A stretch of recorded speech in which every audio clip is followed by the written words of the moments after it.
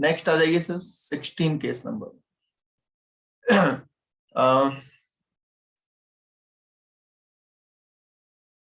Intangible asset की बात करते हैं, ठीक है। इंटेंजिबल असेट की बात कर रहे हैं हम।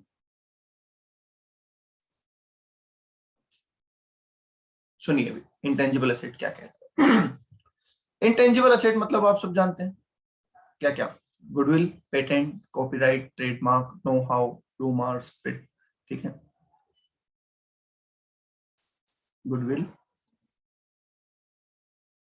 Patent,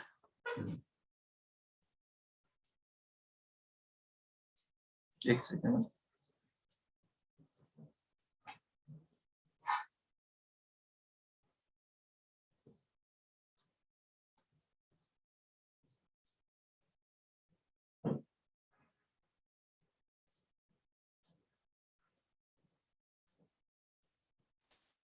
goodwill, patent, copyright,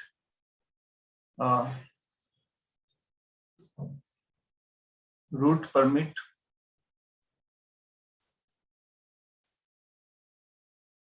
loom hours, etcetera. ये सारी चीजें किस में आ जाती है सर? इंटेंजिबल असेट में आ जाती है। अब इंटेंजिबल असेट में जो मेन पॉइंट है वो क्या है? वो ये है सर, कॉस्ट ऑफ एक्विजिशन का। बस मेन मुद्दा कॉस्ट ऑफ एक्विजिशन का ही है कि इनकी कॉस्ट ऑफ एक्विजिशन क्या होगी। पता है किसी को कॉस्ट ऑफ एक्विजिशन क्या होती है? सर सेल्फ जनरेटेड है तो नील होगी, परचेज किया तो एक्चुअल कॉस्ट जिस पर परचेज किया वो डाल देंगे। हाँ जी, बाकी लोग एग्री हैं? यस सर, सही बोला है।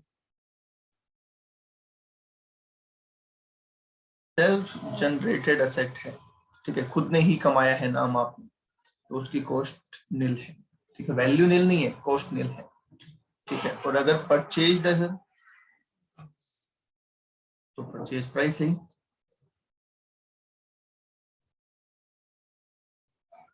ठीक है। तो मेन मुद्दा यही है। सेल प्राइस जो भी दे रखी होगी वो हो जाएगी, तो सेल प्राइस में कुछ सोचना नहीं है सर।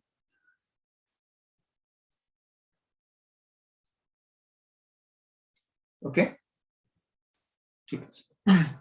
यहाँ पे एक खास बात आपको याद होगी, मैं नोट के रूप में लिख देता हूं, क्या कि जो 1/4/2001 से पहले वाला कंसेप्ट, इंडेक्स होता है बेटा, इंडेक्स होता है।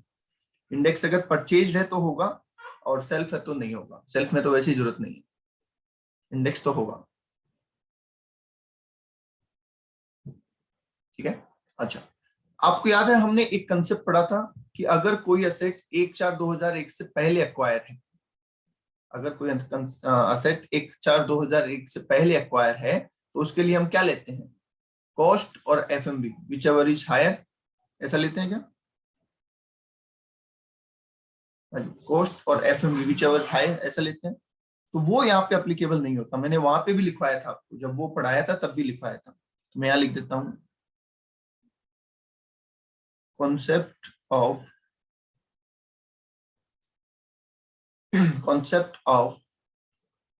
fair market value on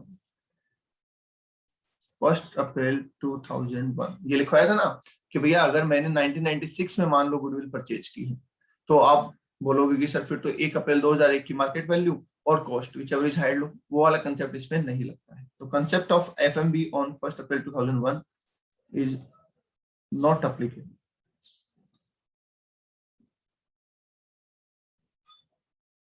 okay, तो चाहे 1996 की हो चाहे 2006 की हो, ठीक है, चाहे 1996 की हो चाहे 2006 की हो, जो एक्चुअल कॉस्ट है वही लेनी है आपको। 1/4/2001 की मार्केट वैल्यू का कंसेप्ट इस पे नहीं लगाना है। ओके ओके, नेवी क्लियर है? एचडीबी तो सिर्फ इमूवेबल प्रॉपर्टी पे लगता है, एचडीबी का कंसेप्ट सिर्फ इमूवेबल प्रॉपर्टी पे लगता है, क्योंकि वहीं पे स्टाम्प ड्यूटी वैल्यू का मतलब होता है, ठीक है। ये हमेशा ध्यान रखिए, स्टाम्प ड्यूटी वैल्यू का कंसेप्ट सिर्फ और सिर्फ इमूवेबल प्रॉपर्टी के लिए। ओके, दूसरी बात,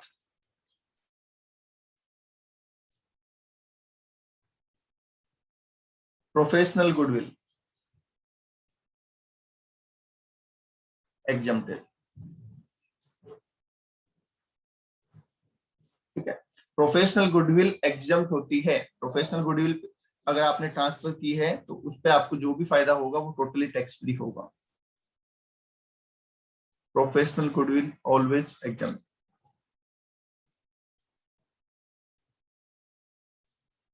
ओके,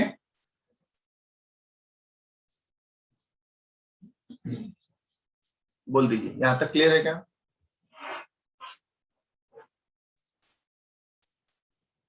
कोई डाउट है यहां तक तो पूछ लीजिए। सर प्रोफेशनल गुडविल वाला कोई एग्जांपल दोगे सर एक बार? प्रोफेशनल गुडविल मतलब आप एक अच्छे लॉयर हो, आपका नाम अच्छा चल रहा है, अब आप बूढ़े हो गए तो आपने अपने नाम से किसी को काम करने की इजाजत दी, उसके बदले में उससे कुछ पैसा लिया, तो वो प्रोफेशनल गुडविल आपकी। ठीक है सर। और कोई?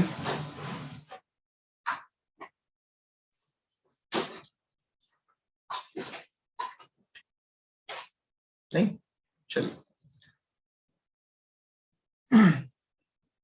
ज्यादा पॉइंट नहीं बचे हैं, ऑलमोस्ट हो गया है अपना। ठीक है, नेक्स्ट आता है sir asset declare in IDS।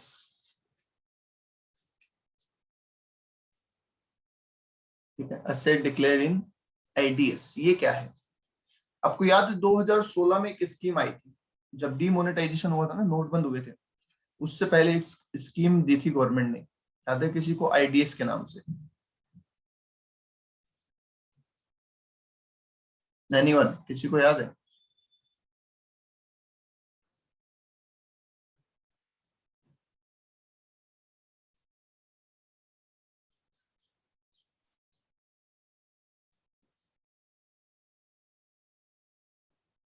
नहीं? तो इसी के बाद तो डीमोनेटाइजेशन हुआ था ना, कि पहले कहा गया कि भाई आपके पास कोई भी अगर ब्लैक मनी है तो आप वो हमें डिक्लेयर कर दीजिए। अगर आपके पास कोई भी ब्लैक मनी है तो वो आप हमें डिक्लेयर कर दीजिए, इस पे हम 45% टैक्स चार्ज करेंगे। 1 जून 2016 से 30 सितंबर 2016 का टाइम दिया गया था। 1 जून 2016 से 30 सितंबर 2016 तक का टाइम दिया गया था कि अगर आपके पास कोई ब्लैक मनी है तो आप डिक्लेयर कर दीजिए। उस पे आपको 45% की रेट से टैक्स देना पड़ेगा और वो ब्लैक मनी आपकी व्हाइट मनी में कन्वर्ट हो जाएगी। समझ गए? ऐसी स्कीम थी, ये हमारे सिलेबस में भी था। ये स्कीम जो है ये भी हमारे सिलेबस में थी CMA फाइनल के, पर बाद में स्कीम खत्म हो गई, पुरानी हो गई तो हटा दिया गया इसको। ठीक है, क्योंकि ये तो स्कीम थी, प्रोविजन नहीं था। एक होता है प्रोविजन, प्रोविजन तो एक दिन जिस दिन आता है, ध्यान से समझो कि प्रोविजन तो जिस दिन आता है वहां से ऑनवर्ड्स लगता रहता है हर साल, राइट? अगर इनकम टैक्स में कोई रूल बनता है, कोई प्रोविजन बनता है, तो वो तो जिस दिन इफेक्ट में आएगा वहां से हमेशा के लिए लगता रहेगा, राइट?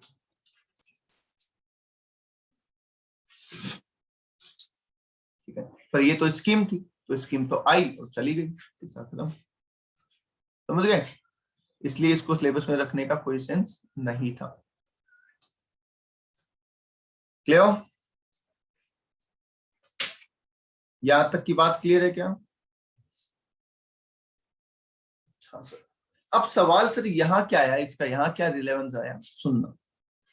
तो यहाँ पे एक रिलेवेंस इसका आप समझिए कि ये है मिस्टर विजय माल्या। ठीक है, ये है मिस्टर विजय माल्या। इनके पास एक प्रॉपर्टी है बहुत बड़ी,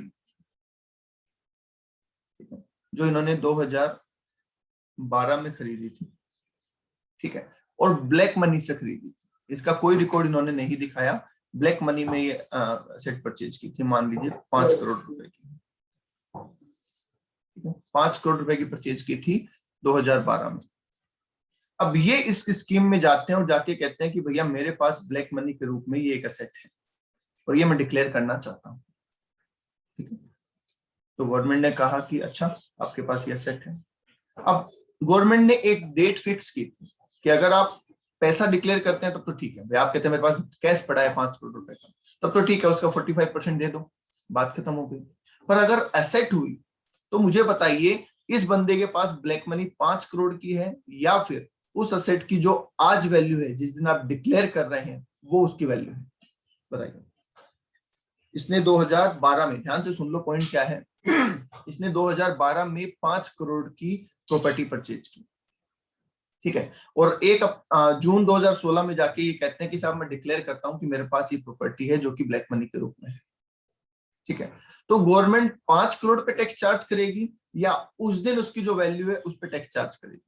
उसके पास ब्लैक मनी कितनी है, मैं चलो एक लिख देता हूं एक बार, FMV ऑन 1 जून, ध्यान से सुन लो, FMV ऑन 1 जून 2016, उस दिन इसकी वैल्यू है सर 8 करोड़ रुपए। तो सवाल सिर्फ इतना सा है कि इसकी ब्लैक मनी कितनी मानी जाएगी, 5 करोड़ या 8 करोड़?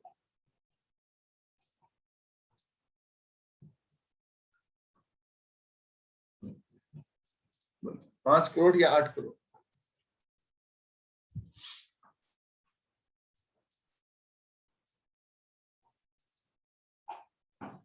5 करोड़ या 8 करोड़?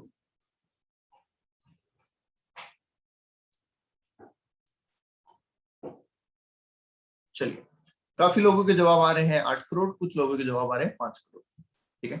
एक थोड़ा और चेंज कर देता हूं, मान लीजिए ये एसेट इन्होंने 2012 में नहीं खरीदी, ठीक है, मैं थोड़ा सा चेंज कर रहा हूं। एक और एग्जांपल लेते हैं, इन्होंने 1996 में 1996 में 5 करोड़ में खरीदी थी, ठीक है, और आज उसकी वैल्यू है 40 करोड़ रुपए। अब बताइए ब्लैक मनी किसके कितनी है इसके पास?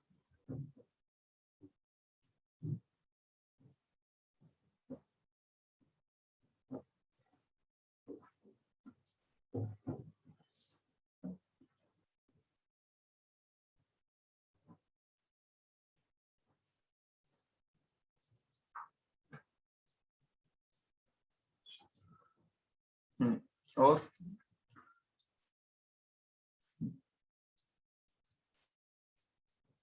ऐसा क्यों कि जिन लोगों ने यहाँ पे जवाब 5 करोड़ दिया था उन लोगों का जवाब यहाँ पे 40 करोड़ है, भाई ऐसा क्यों? इसका कोई रीजन? चीज तो वही है ना, सिर्फ टाइम गैप बढ़ा दिया हमने, बात तो वही है, बात थोड़ी चेंज हुई है, बात तो वही है। पर जिसका जवाब यहाँ पे 5 करोड़ था उसका जवाब यहाँ पे 40 करोड़ क्यों है?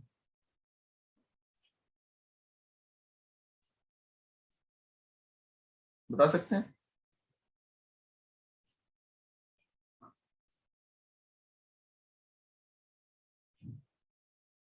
साकार?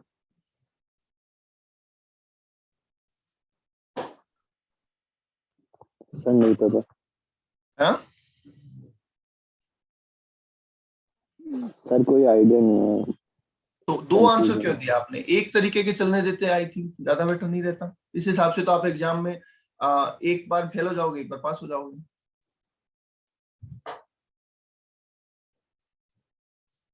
ये तो ट्रायल एंड एरर मेथड हो गया ना, कि एक बार ये एक बार ये। एटलीस्ट आपके माइंड में एक कंसेप्ट होना चाहिए, ठीक है, आपको लगता है 5 करोड़, यस सर 5 करोड़, फिर यहाँ पे भी 5 करोड़, तो सर यहाँ पे भी 5 करोड़, तो एक कंसेप्ट तो चल रहा है ना एटलीस्ट, कि मैं एक लाइन पे चल रहा हूँ।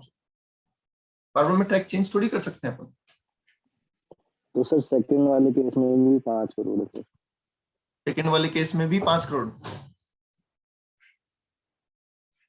आपने 40 लिखा है इसलिए बोल रहा हूँ, ठीक है।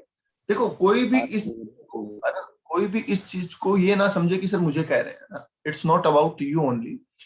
मेरा कहने का मतलब है कि आप जब भी कोई आंसर करें, वट एवर इट इज, आप जो भी आंसर करें that should be based on some logic. जो आपका लॉजिक है वो सही है या गलत है वो मत सोचो एक बार, वो सही भी हो सकता है वो गलत भी हो सकता है, वो एक सेकेंडरी एस्पेक्ट है।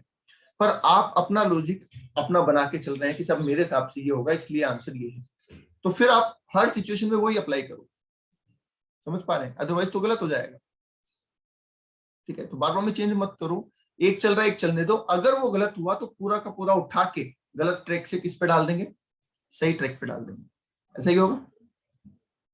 पर अगर मान लो कभी इधर चल रहा है कभी इधर, तो अपन तो सेटल ही नहीं हो पाएंगे कि हमारा आंसर क्या था और क्यों था।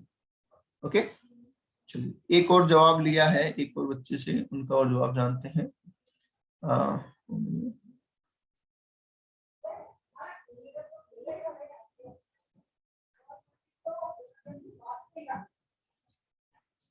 प्रेरणा, सेकंड क्वेश्चन में जवाब नहीं दिया बेटा आपने।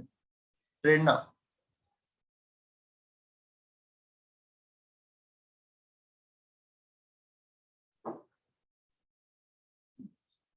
प्रेरणा,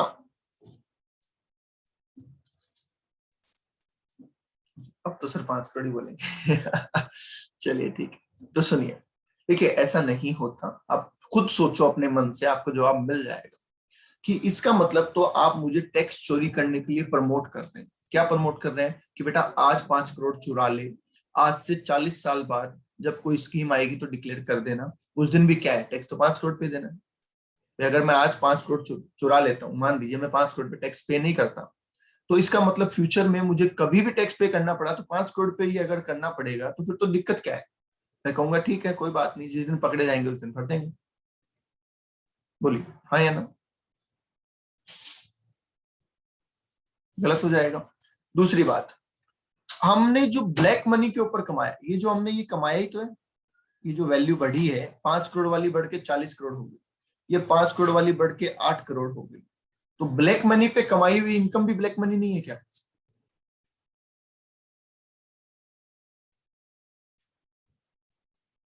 ठीक है, आप डिपार्टमेंट के पास इस स्कीम में जा रहे हो, ध्यान से सुनना, आप डिपार्टमेंट के पास इस स्कीम में जा रहे हो, तो क्या आप जाके ये बोल रहे हो कि भैया आज की तक की मेरी गलती मैं आपको बता रहा हूं, आगे से मैं गलती नहीं करूंगा। बताइए क्या ये कहने जा रहे हैं।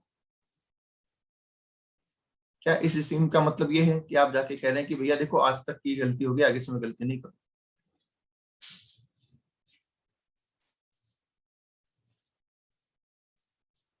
बोलिए,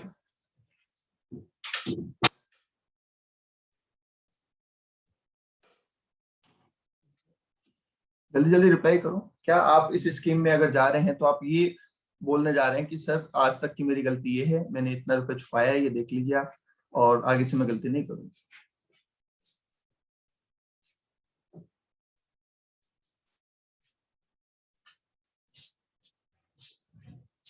यस और नो, फटाफट रिप्लाई कर दो भाई, इतना टाइम क्यों लगाते हो हर क्वेश्चन के अंदर। जितना जल्दी रिप्लाई करोगे उतना ही ज्यादा सीखने को मिलेगा, उतना ही जल्दी कोर्स होगा। चलिए, यस कह रहे हैं हाँ बिल्कुल सही है। पंकज कह रहे हैं नहीं। अच्छा, मतलब तुम आज जाके बोलोगे कि भैया देखो आज तो मैंने गलती कर दी, इसका तो सेटलमेंट कर लो, फिर दोबारा चोरी करूंगा, है ना पंकज। सर वो बताऊंगा थोड़ी, मैं तो ये आज उसने ऑप्शन दिया कि भाई तू डिक्लेयर करके व्हाइट में कर लिया, कल को वेट करूंगा मैं फिर वापस। सर चोरी जिसने करो, ब्लैक मनी करना है वो करेगा ही करेगा सर, वो फैक्ट अरे है। वो नहीं है भैया, वो करने वाला करेगा ही करेगा, ऐसे चलता नहीं है ना। प्रैक्टिकली आप करोगे वो बात अलग है, पर वहां पे तो आपको माफी मांगने जा रहे हो ना आप। डिस्क्लोज करने का मतलब क्या है, सरेंडर करना। अगर मान लीजिए किसी ने एक मर्डर कर दिया है ना, और वो सरेंडर करता है कि हाँ साहब मैंने मर्डर कर दिया साहब, मैं सजा भुगतने को तैयार हूँ, तो साथ ही साथ वो ये भी तो बोलता है कि भाई मैं दोबारा नहीं करूंगा गलती, वरना तो उसको फांसी देंगे सीधी, बोले भैया इसको तो ये तो दोबारा करेगा फिर। समझ रहे हो, तो ये मतलब मर्डर से कंपेयर करूंगा तो बात काफी ज्यादा हो जाएगी सीरियस। ये ब्लैक मनी वाला तो सर हाथ पर हर कोई कर रहा है, इसलिए वो सीन था। देखो हर क्योंकि कोई, अगर वो खुद जाके सरेंडर करता विदाउट स्कीम, तब तो मैं समझ लेता भाई बंदा अच्छा है, मन से जा रहा है भाई, डिक्लेयर कर रहा है, नहीं करेगा आगे से। स्कीम आई तो सोचा बंदे ने बढ़िया ऑप्शन है भाई कर लूं, तो वो मेंटेलिटी सोच के मैंने आंसर दिया सर।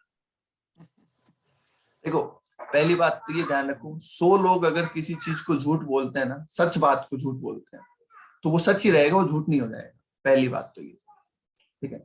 दूसरी बात, जब भी गवर्नमेंट ऐसी स्कीम निकालती है ना, तो वो आपसे डॉक्यूमेंट साइन करवाती है, और उस डॉक्यूमेंट में ये लिखा होता है, ठीक है, रिटर्न होता है कि मैं जो बोल रहा हूँ सच बोल रहा हूँ, मेरे पास इतनी ही ब्लैक मनी है, मेरे पास इससे ज्यादा ब्लैक मनी नहीं है, ठीक है, और मैं फ्यूचर में भी ऐसी बातें नहीं करूंगा, क्योंकि ये वन टाइम अपॉर्चुनिटीज मिलती है, बार बार नहीं मिलती, ठीक है।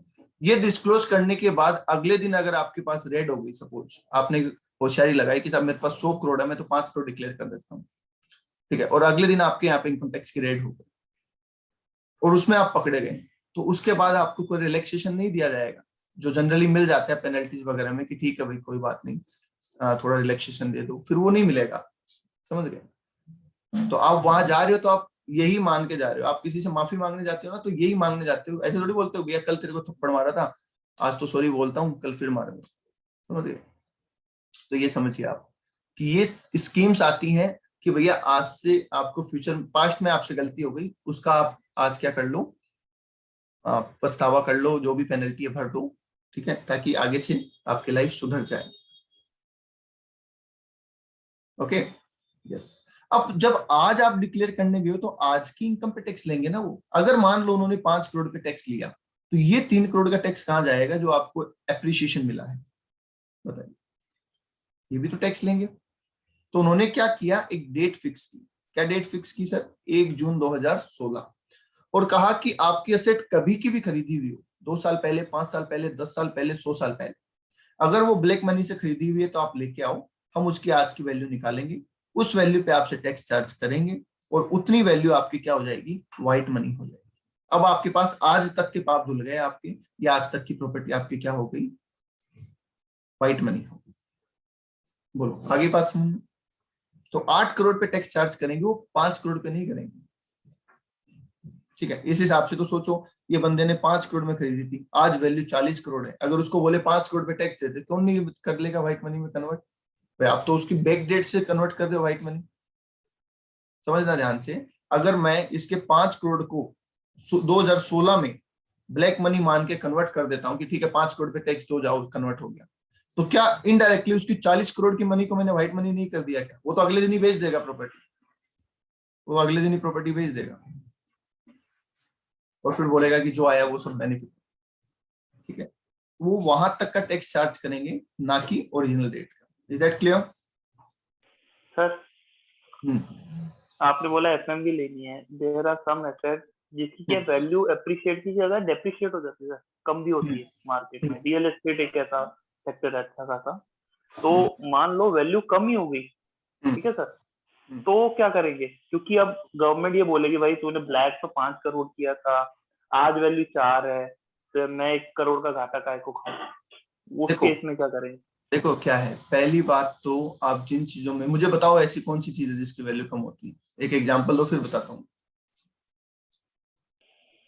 सर जैसे किसी ने, एक फ्रेंड है मेरा, उसने लैंड खरीदी थी, तो वो बेचने जा रहा था, अब या तो उतने में बिक रही है जितने में खरीदी थी, मोस्टली कम तो की उससे बात कम ही करो लोग ना, ऑफर कर उतने रहे में हैं। क्यों आ गए फिर कम वापस। सर, कम ऑफर कर रहे हैं लोग, उससे ज्यादा उसकी वैल्यू कोई दे ही नहीं रहा, तो वैल्यू तो गिरी, और आसपास की भी जो शॉप्स और कमर्शियल प्रॉपर्टी थी बिकी, उसकी भी वैल्यू कम में दी, तो मैं पूछ रहा हूँ।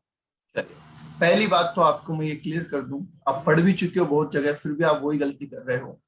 मार्केट वैल्यू कभी भी दोस्तों से, आसपास वालों से पूछ के डिसाइड नहीं होती।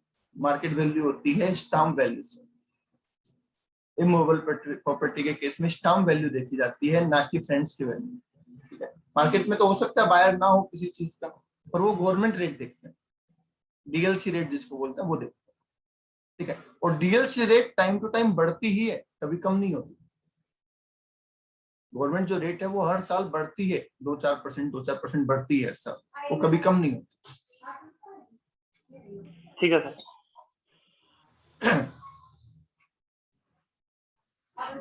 ओके, अब हमारा मुद्दा ये तो हो गई, चलो स्कीम की बात, ये तो पुरानी स्कीम हो गई, हमारा मुद्दा ये नहीं है। हमारा मुद्दा ये है कि सर जो असेट मैंने यहाँ डिक्लेयर कर दी थी, अब इस असेट को मैं बेच रहा हूं, आज इसको मैं बेच रहा हूं 2020-21 में, राइट। तो मेरे लिए सेल कंसिडरेशन क्या होगा, कितने में बेच रहा हूं, मान लीजिए 20 करोड़ में बेच रहा हूं ठीक है। इस एग्जांपल को छोड़ दो, अब उसी पे आ जाओ। इस असेट को मैं 2020-21 में बेच रहा हूं सर 20 करोड़ रुपए में, तो what will be sale consideration?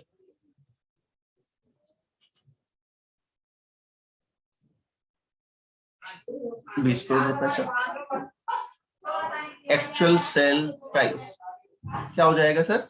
Actual sale price हो जाएगा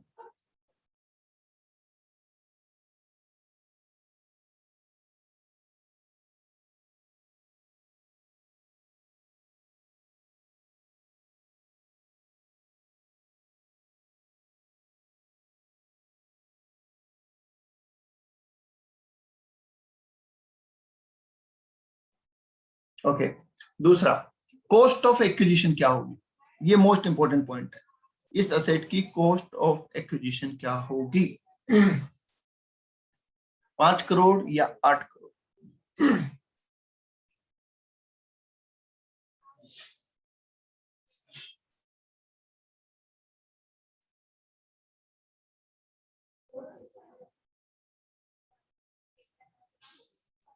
बिल्कुल, इसकी होगी FMV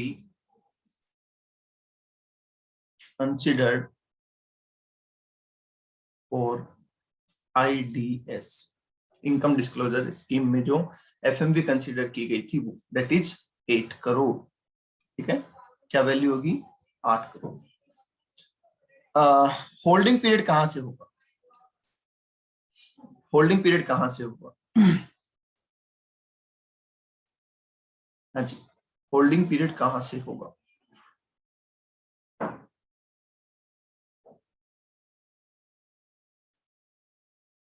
तो ये होल्डिंग पीरियड होगा इसका actual date of purchase to date of transfer. Actual date of purchase से मतलब 2012 से होगा भैया। होल्ड तो मैं तब से कर रहा हूं ना, whether it is black money और व्हाइट मनी, प्रॉपर्टी तो मेरे पास इतने टाइम से है। ठीक है, बट इंडेक्सेशन जो होगा सर,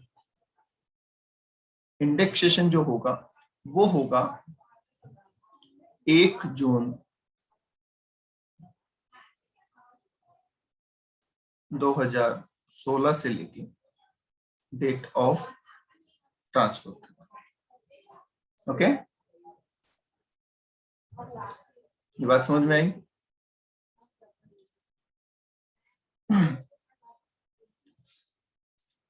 होल्डिंग पीरियड एक्चुअल रहेगा मतलब 2012 से 20 लेंगे, ये जानने के लिए कि लॉन्ग टर्म है या शॉर्ट टर्म। ठीक है, ये जानने के लिए कि लॉन्ग टर्म है या शॉर्ट टर्म हम 2012 से डेट लेंगे। ठीक है, जबकि इंडेक्सेशन करने के लिए हम 2016 से लेंगे, क्योंकि 2016 तक की वैल्यू तो सर हम कंसीडर ऑलरेडी कर चुके हैं। वहां तक जो महंगाई बढ़ी थी उसका तो हम टैक्स ऑलरेडी भर चुके हैं सर, समझिए, उसका टैक्स तो हम ऑलरेडी भर चुके हैं। अंशु कह रहे हैं सर ये टॉपिक हट गया तो क्वेश्चन आएगा क्या? टॉपिक बेटा आईडीएस हटा है। टॉपिक क्या हटा है? आईडीएस हटा है। उसमें जो असेट डिक्लेयर करी गई थी वो तो अभी भी मार्केट में है, तो अगर वो असेट बिकेगी तो उसका टैक्सेशन तो हमें करना ही है, तो डेफिनेटली आ सकता है।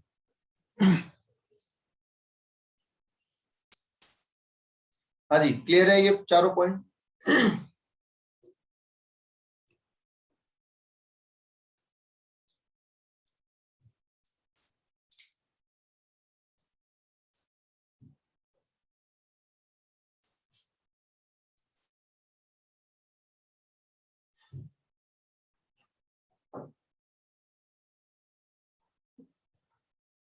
Okay, next point.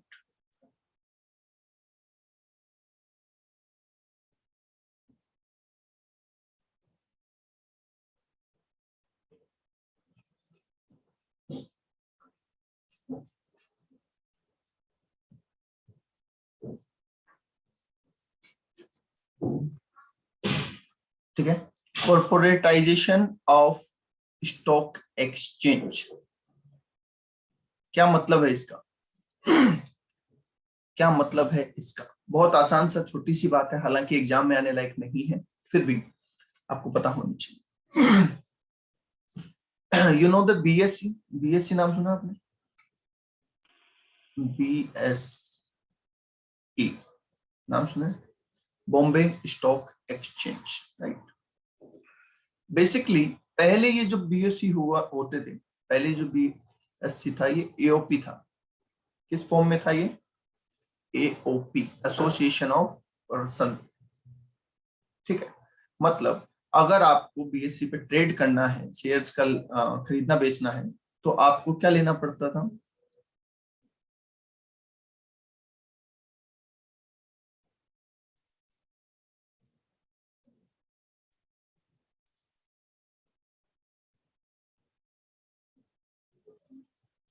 क्या लेनी पड़ती थी आपको?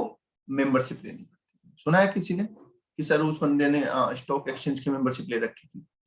सुना? और ये मेंबरशिप लेने की हर्षद मेहता के टाइम, हाँ ठीक है, और इस मेंबरशिप लेने की कॉस्ट होती थी। ऐसे मेंबर नहीं बनाते थे, आपको उसका मेंबर बनने के लिए पैसा देना पड़ता था, और बहुत बड़ा अमाउंट होता था। ठीक है, 50 लाख, 1 करोड़ ऐसे अमाउंट होता है, राइट? ओके, अब हुआ क्या कि सर इसके बाद में इसको कन्वर्ट किया गया कंपनी के अंदर। इसको क्या बना दिया गया? कंपनी बना दिया गया इसका। अब कंपनी बना दिया गया तो जो लोग इसके मेंबर है उनको क्या मिलेगा? बताइए, जब कंपनी बना दिया गया तो इसके जो मेंबर्स थे उनको क्या मिलेगा?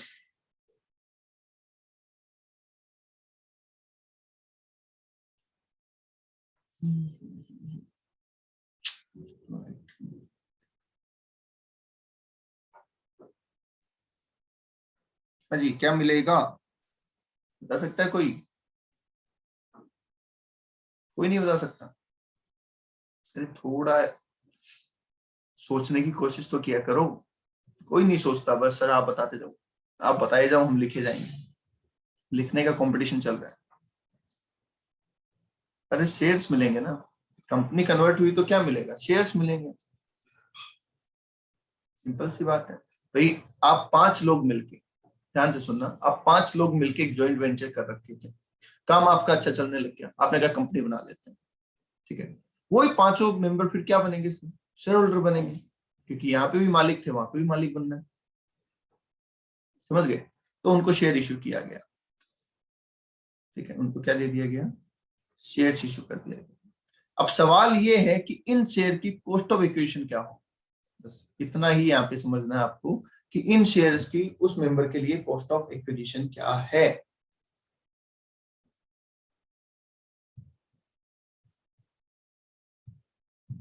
मेंबरशिप कॉस्ट, बस सिंपल है। जो कॉस्ट सर मेंबरशिप की थी वो उसके लिए क्या है? शेयर्स की कॉस्ट है, क्योंकि उसको तो उसके बदले में मिला है। ठीक है, उसको तो उसके बदले में मिला है ना सर। समझ गए? बस तो सिंपल, इसमें मेन मुद्दा सिर्फ कॉस्ट ऑफ इक्विजिशन का ही था। तो ये चीज आपको समझनी थी कि भैया पहले एओपी हुआ करते थे, फिर कंपनी बन गए, तो पहले मेंबर हुआ करते थे, अब शेयर होल्डर बन गए। तो जिन्होंने मेंबरशिप फीस के लिए पैसा दे रखा था उनको शेयर इश्यू कर दिए, और उनके शेयर की जो कॉस्ट है सर वो कॉस्ट ऑफ एक्विजिशन ऑफ। ठीक है, अब ये शेयर इन्होंने सोल्ड कर दिए, ये शेयर इन्होंने सोल्ड कर दिए, तो जितने में सेल किए वो सेल प्राइस हो गई, सेल कंसिडरेशन हो गया, बस। ठीक है, ये जस्ट फॉर नॉलेज मैंने बताया आपको, एग्जाम पॉइंट ऑफ व्यू से या प्रैक्टिकल एस्पेक्ट में इंपॉर्टेंट नहीं है।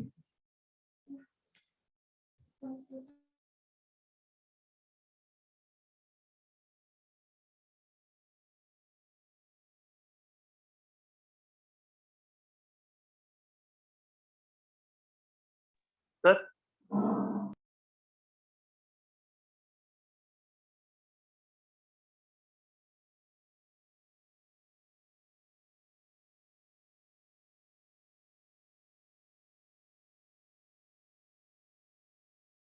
बोलिए बोलिए। सर इसमें होल्डिंग पीरियड कब का देखा जाएगा? जिस दिन शेयर अलॉट हुए हैं। अलॉट होने से ना, ठीक है सर। शेयर अलॉट हुए, क्योंकि शेयर्स तो पहली बार ही मिल रहे हैं, पहले शेयर्स थे ही नहीं। ठीक है, तो holding period from allotment of shares।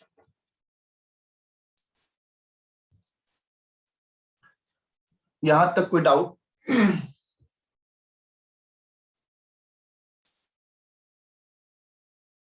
हमने मोस्टली सारे केस कवर कर लिए हैं।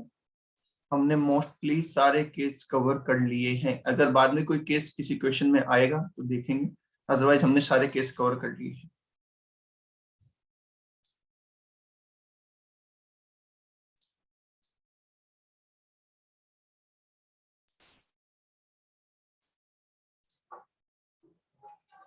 ओके,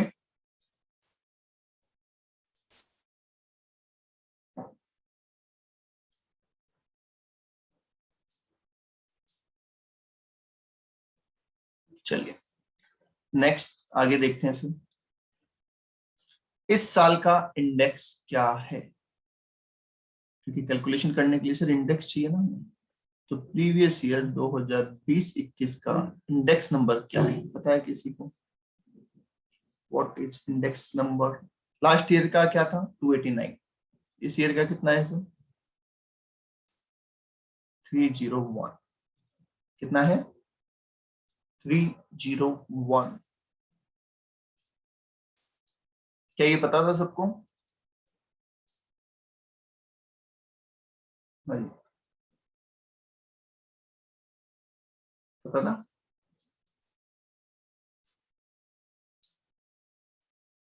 जिसको ये नहीं पता था उसने कल का वीडियो नहीं देखा, इसका मतलब।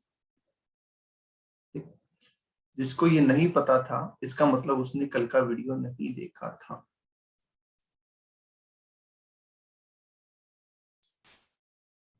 चलो ओके, लास्ट ईयर का था 289। ठीक है, बेस ईयर कौन सा है हमारा? बेस ईयर 2001-2, और जिसका इंडेक्स कितना है? 100। अरे 2000 नहीं है, 2001-2 है बेटा। ईयर कभी भी एक चीज में मत लिखना, गड़बड़ हो जाएगा। ठीक है, आप उसको दोनों लिखना, मतलब 1-2 है तो 1-2, 0-1 है तो 0-1, इस तरीके से। कई बार तो इस चीज में गलती कर जाते हो आप कि कौन से ईयर का इंडेक्स लेना है। ध्यान से सुनो। फॉर एग्जाम्पल मान लीजिए 1/8/2012 को एक्वायर किया था मैंने प्रॉपर्टी। ठीक है, 1/8/2012 को मैंने प्रॉपर्टी एक्वायर की थी, तो बताइए कौन से ईयर का इंडेक्स लेंगे?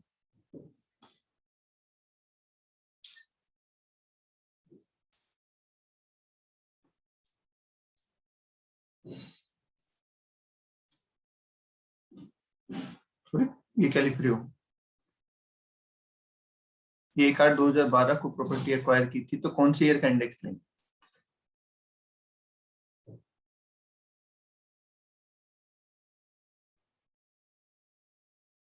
ठीक है, 1/11/2014 को एक्वायर की, तो 1/11/2014।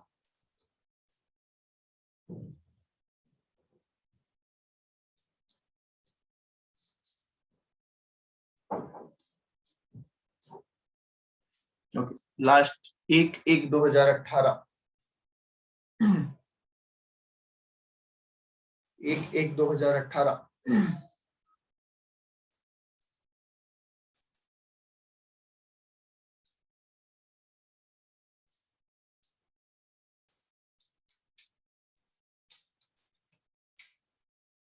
1/1/2018।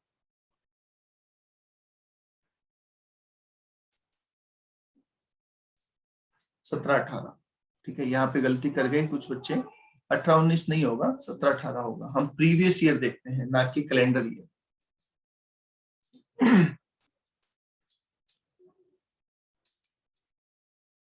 ठीक है, चलिए अब आ जाइए सर आगे। एक लास्ट पॉइंट बता रहा हूँ आज का, फिर हम प्रैक्टिकल क्वेश्चन स्टार्ट करेंगे कल से। और पहले मैं कराऊंगा कैपिटल गेन निकालने के प्रैक्टिकल क्वेश्चन 2-3, उसके बाद में एग्जामिशन पढ़ेंगे और फिर एग्जामिशन के क्वेश्चन करेंगे। राइट, तो देखिए नो इंडेक्सेशन इन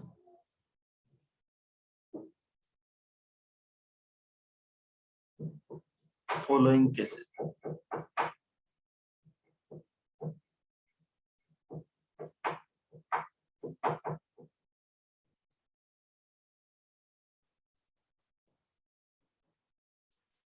हाँ जी, कौन कौन से केसेस में इंडेक्सेशन नहीं होता, कौन कौन से केस में इंडेक्सेशन नहीं होता, बता सकते हैं?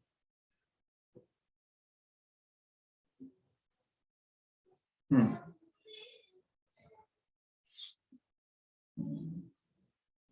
हम्म चलिए, सबसे कॉमन आंसर जो आया है, थोड़ा सा मेरे राइटिंग पैड में आज दिक्कत है,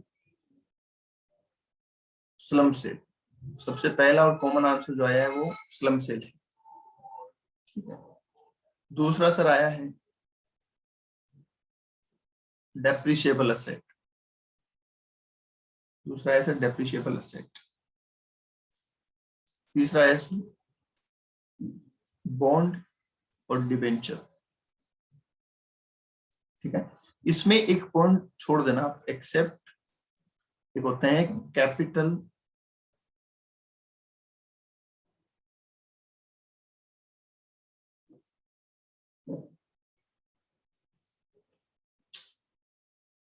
कैपिटल इंडेक्स बॉन्ड, लिख लेना आप, राइटिंग पैड में दिक्कत है थोड़ी सी। कैपिटल इंडेक्स बॉन्ड, इनका इंडेक्सेशन होता है, ठीक है, बाकी बॉन्ड्स एंड डिबेंचर का नहीं होता है, तो जो कैपिटल इंडेक्स बॉन्ड होते हैं उनका होता है।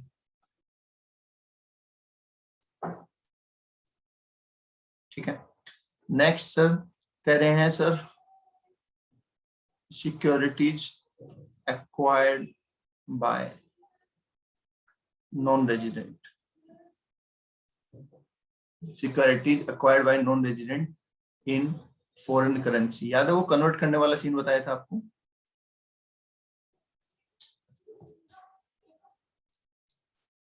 वो वाला। उसके अलावा